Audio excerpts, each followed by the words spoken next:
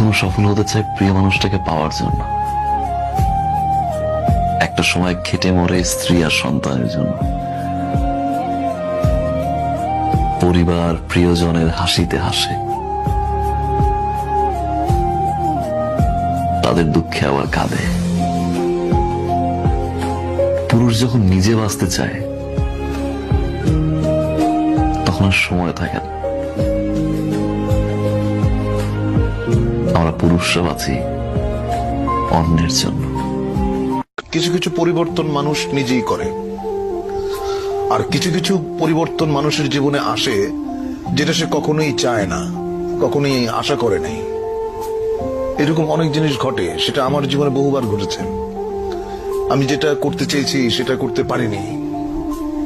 আমি যাকে আঁকড়ে ধরতে চেয়েছি সে আমাকে ফেলে চলে গেছে, বা